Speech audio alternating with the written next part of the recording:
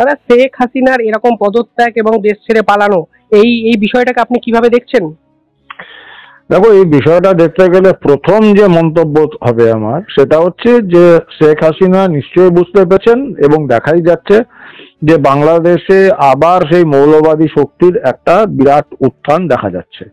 এখন মৌলবাদের বিরুদ্ধে লড়তে গেলে প্রথম যে প্রাথমিক শর্ত, সেটা হচ্ছে বেঁচে থাকতে হবে।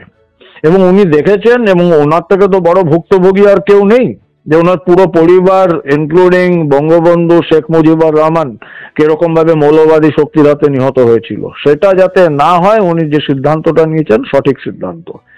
এক, দ্বিতীয়ত, এই যে ঘটনাগুলো ঘটছে বা আগামী দিনে ঘটতে চলেছে, এটা আমি অনেকদিন আগে থেকে প্রেডিক্ট করে গেছি এবং বিভিন্ন চ্যানেলে কিন্তু আমি এটা বিস্তারিত বিশ্লেষণ করেছি। আমি সেই বিশ্লেষণে না গিয়ে এটা বলতে পারি যে এই যে সাম্প্রতিক ঘটনা এবং ভবিষ্যৎ যেটা আমরা দেখতে পাচ্ছি, সেটা শুধু যে বাংলাদেশের জন্য ভয়ঙ্কর তা নয়, এর একটা সাংঘাতিক অভিঘাত কিন্তু আমাদের ভারতবর্ষের রাষ্ট্রীয় সুরক্ষা, বিশেষ করে পশ্চিমবঙ্গের উপর পড়বেই পড়বে, এটা কোনো সন্দেহ নেই। আবার এটা বলছি, আবার হয়তো প্রশাসন, বাংলার প্রশাসন হোক, বাংলার সরকার হোক, অথবা পশ্চিমবঙ্গ ভারতবর্ষের সরকার হোক, ভারতবর্ষের প্রশাসন হোক, তারা যদি নজর না দেয়, কিছুদিন পরে আমাদের এটা আবার বলতে হবে যে আমরা তো বলেছিলাম, কেউ শোনেনি, কিন্তু আবার ঘটনাগুলো ঘটেছে।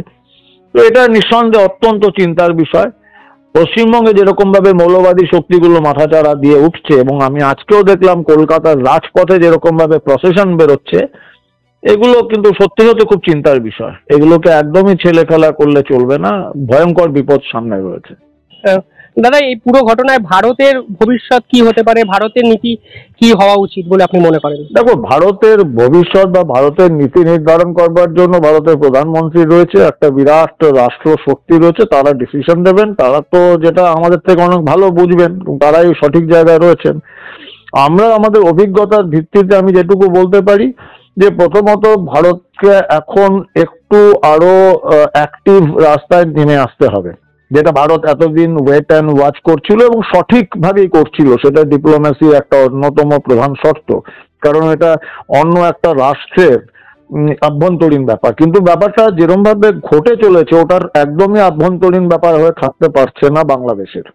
যেটা বললাম, যেটার অভিঘাত আমাদের ভারতবর্ষ পশ্চিমবঙ্গের মধ্যে পড়বে। পশ্চিমবঙ্গ তো আর আলাদা রাষ্ট্র নয়, ভারতবর্ষের একটা অংশ।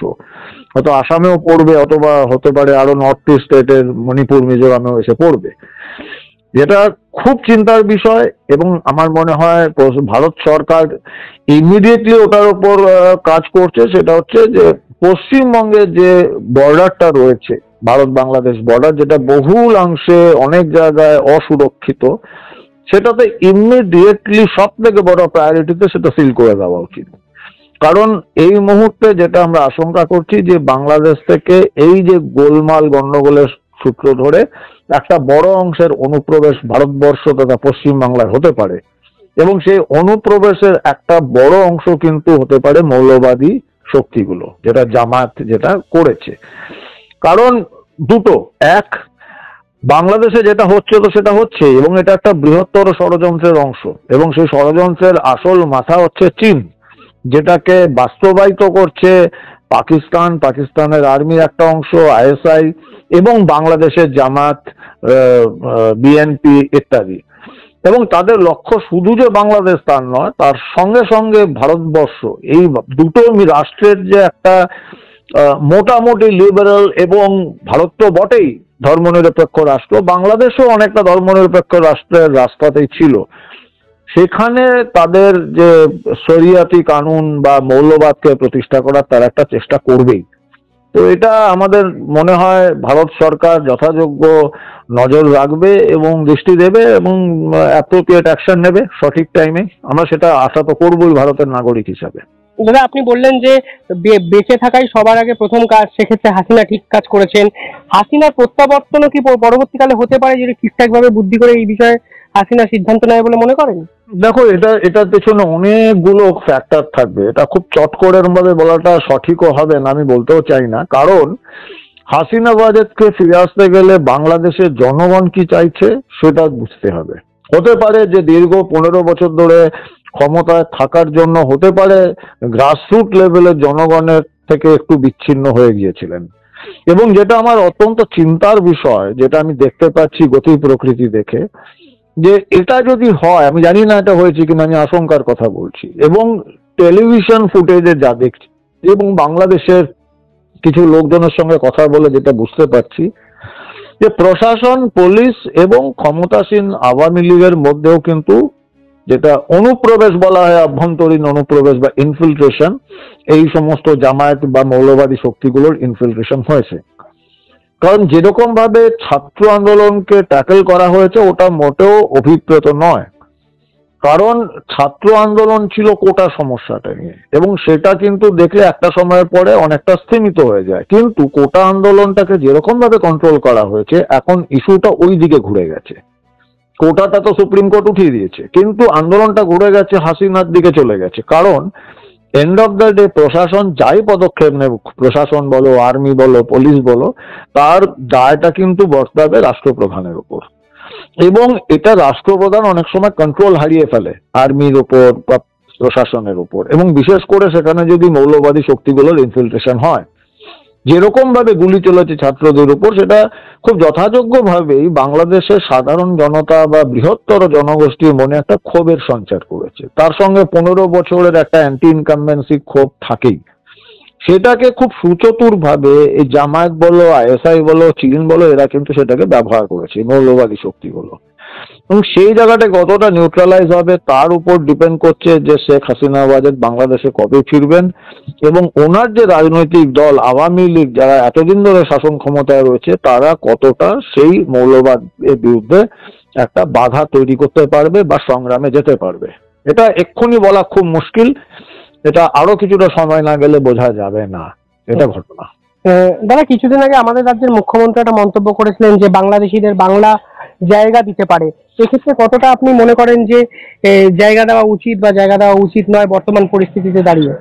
প্রথমত দেখো, মুখ্যমন্ত্রী একটি রাজনৈতিক সভা থেকে বলেছেন। উনি যদি রাজনীতিবিদ বলে থাকেন, সেটা নিয়ে তর্ক বিতর্ক হতেই পারে, কিন্তু উনি প্রশাসনিক প্রধান হিসাবে সাংবিধানিক ভাবে বাংলার একটা রাজ্যের একটা মানে পশ্চিমবঙ্গ তো আলাদা রাষ্ট্র নয়, ভারতবর্ষ রাষ্ট্রের মতো একটা অঙ্গরাজ্য, তার প্রশাসনিক প্রধান হিসাবে উনি ওটা বলতেই পারেন না। কারণ এবং সেটা উনি বলেওছেন, যেটা নিয়ে রিফিউজি বা শরণার্থী নিয়ে যা বলার সেটা বলবে কেন্দ্রীয় সরকার, একটা অঙ্গরাজ্যের প্রশাসনিক প্রধানের সে ক্ষমতা নেই। কিন্তু আমাদের ভুলে গেলে চলবে না, দুটোতে কিন্তু খুব বড় একটা ডিফারেন্স রয়েছে, শরণার্থী এবং অনুপ্রবেশকারী। অনুপ্রবেশকারীদের আমি আশা করব, অনুপ্রবেশকারীদের নিয়ে উনি ওই খোলা দরজার কথাটা বলেননি, শরণার্থী, কিন্তু শরণার্থীদের নিয়েও বলবে, কিন্তু এটা নিয়ে পলিসি ডিসিশন দেবে কেন্দ্রীয় সরকার। এখন কেন্দ্রীয় সরকার নিশ্চয়ই আশা করি তারা এই ব্যাপারে মুখ খুলবে, কারণ বাংলাদেশ থেকে শরণার্থী হয়ে যারা ভারতবর্ষে ঢোকার চেষ্টা করবে, তারা কিন্তু ওখানের সংখ্যালঘু সম্প্রদায় হিন্দুরা। ওখানকার স্বাভাবিকভাবেই মুসলিম জনগণ যারা সংখ্যাগুরু, তারা পশ্চিমবঙ্গে তারা ঢুকবে না বা ভারতবর্ষের মাটিতে তারা আসবে না, কারণ ধর্মীয় ভাবে তারা আক্রান্ত হবে না, এটা নিশ্চিত ভাবে ঠিক।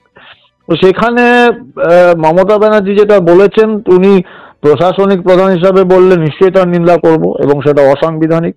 আর রাজনৈতিক হিসাবে যদি বলে থাকেন, রাজনীতিবিদদের প্রশ্নের বা মন্তব্যের জবাব দেওয়াটা আমার কাজ নয়, এবং সে ব্যাপারে আমার কিছু বলাটা উচিত হবে না। ওটার জবাব বিরোধীরা যা চাইবেন ওনার কাছ থেকে, এবং সংবাদ দেখবে, বাংলার জনগণ দেখবে। এই হাসিনার এই বিষয়টা নিয়ে কি শিক্ষা নেওয়া উচিত? কোথাও গিয়ে আপনি বললেন যে একটু ট্যাকেল করতে ভুল হয়ে গেছে, প্রাথমিকভাবে ঔদ্ধত্য দেখিয়েছিলেন উনি। আপনার কি মনে হয় এই ঔদ্ধত্যটা যেন না দেখানো উচিত বাংলার ক্ষেত্রেও, বা রাজনীতিবিদদের এটা মনে রাখা উচিত? দেখো, এটা তো মোটামুটি হয় যে কোনো শাসন ব্যবস্থায় গণতান্ত্রিক ভাবে, বিশেষ করে যেখানে নির্বাচিত, যেখানে ডিক্টেটররা থাকেন, তাদের ঔদ্ধত্য তারা পরোয়া করেন না, কারণ তারা ডিক্টেটর, স্বৈরতান্ত্রিক শাসক। কিন্তু যেখানে তথাকথিত একটা গণতান্ত্রিক ভাবে নির্বাচিত সরকার হয়, তারা যখন একটা দীর্ঘ একটা না 10 বছর, 15 বছর, 20 বছর বা 34 বছর তারা যদি শাসন ক্ষমতায় থাকে, তখন তাদের মধ্যে একটা ঔদ্ধত্য এসে যায়, এবং তখন রাজনৈতিক নেতারা যারা শাসন ক্ষমতার শীর্ষস্থানে বসে থাকে, তারা অনেক সময় জনগণের সঙ্গে সম্পর্কটা হারিয়ে ফেলে। কারণ প্রশাসনে থাকতে থাকতে তারা অত্যন্ত বেশিভাবে প্রশাসনিক কর্তা বা আমলা বা পুলিশের উপর নির্ভরশীল হয়ে পড়ে শাসন ক্ষমতা চালানোর জন্য। এই যে গ্যাপটা, এই গ্যাপটা তো আমরা দেখেছি। দীর্ঘ 34 বছর পরে বাম আমলের যে বাম রাজত্বের বা বাম সাম্রাজ্যের যেটা যাই বলো না কেন, তার যে পতন, তার একটা বড় কারণ ছিল গ্রাসরুট লেভেলের সঙ্গে যোগাযোগ বিচ্ছিন্ন হয়ে যাওয়া। এবং এটা আমরা দেখেছি যে নন্দীগ্রামে যখন গুলি চলেছিল, তৎকালীন মুখ্যমন্ত্রী উনি বোধহয় কন্ট্রোলই করতে পারেননি, উনি জানতেনই না যে গুলি চলছে, যে প্রশাসনের ক্ষমতাটা কমে যায়। কারণ প্রশাসন, যেই রাজনৈতিক নেতারা যারা উপরে বসে আছেন সর্বোচ্চ স্তরে, তারা অত্যন্ত বেশিভাবে আর্মি, পুলিশ, প্রশাসনিক কর্তা এদের উপর ডিপেন্ডেন্ট হয়ে যান। সাধারণ মানুষ যারা তাদের ভোট দিয়ে ক্ষমতা দিয়েছেন, তাদের চাওয়া পাওয়া, আশা আকাঙ্ক্ষা, ইচ্ছা অনিচ্ছার থেকে অনেকটা দূরে চলে যান। এবং সেই জিনিসটাই কিন্তু বাংলাদেশেও হয়েছে। আওয়ামী লীগ একটানা 15 বছর ধরে ক্ষমতায় রয়েছে। তার জন্য হয় উনি বুঝতেই পারেননি শেখ হাসিনা যে তলে তলে একটা আগ্নেয়গিরি তৈরি হচ্ছে, অথবা ওনাকে ওনার প্রশাসনিক কর্তা, পুলিশ বা ইন্টেলিজেন্স তারা ভুল বুঝিয়েছে। এবং তার কারণটা আমি আগেই বললাম যে একটা ইনফিলট্রেশনের চান্স থাকে, আর যদি সেটা হয় সেটা কিন্তু ভয়ঙ্কর। দাদা, আমার শেষ প্রশ্ন, বারংবার বাংলায় অনুপ্রবেশ নিয়ে এত কথা হয়, সুরক্ষার বিষয়ে কথা হয় যে আমাদের বাংলা আলটিমেটলি সুরক্ষিত থাকছে না, আর এই মুহূর্তে বাংলার কি করা উচিত, বাংলার প্রশাসনিক প্রধান বা মুখ্যমন্ত্রীর কি পদক্ষেপ নেওয়া উচিত অন্তত এই বাংলাদেশ এপিসোডের পর? দেখো, এটা নিয়ে যদি আমি কোনো মন্তব্য করি, আমার মনে হয় না যে বাংলার প্রশাসনিক প্রধান বা মুখ্যমন্ত্রী অব্দি সেই আওয়াজটা পৌঁছাবে, এবং সেই আমার কথা বা আমার যুক্তি উনি যে গ্রাহ্য করবেন তার কোনো আমি আশা তো দেখি না দূর দূরান্ত অব্দি। কারণ আবার বললাম যে উনি এখন ওনার যে আশপাশের লোকজন বা প্রশাসনিক কর্তারা রয়েছে তাদের কথা অনুযায়ী চলবেন, এবং তারা হয়তো সঠিকভাবে ওনাকে সবকিছু বলবেন না। আমি এটাই আশা করব, এটা যেন বাংলা বলে নয়, ভারতবর্ষেরও যারা রাষ্ট্রপ্রধান রয়েছেন ভারতবর্ষের, এবং বাংলায় যে রাজ্যের প্রশাসনিক প্রধান, তারা যেন ওখানে একটাই জিনিস মনে করেন, এখন আমাদের সময়টা হিন্দু মুসলিম করার নয়, এখন আমাদের সব থেকে বড় প্রায়োরিটি হচ্ছে রাষ্ট্রের সুরক্ষা। কারণ রাষ্ট্রের সুরক্ষার থেকেও বড় কিছু নেই, এবং ভারতবর্ষের তথা পশ্চিমবঙ্গের রাষ্ট্রীয় সুরক্ষা একটা বিপজ্জনক জায়গায় রয়েছে। এখন আমাদের এই রাজনৈতিক দলাদলি, ভেদাভেদ এর বাইরে উঠে রাষ্ট্রের জন্য চিন্তা করতে হবে। কারণ ভারতবর্ষের বিপদও কিন্তু খুব বেশি দূরে নেই, এটা আমরা বহুদিন আগেও বলেছি, আবার আজকের দিনেও বললাম। আমাদের এর পরের টার্গেট কিন্তু ভারতবর্ষ তথা পশ্চিমবঙ্গ। Thank you.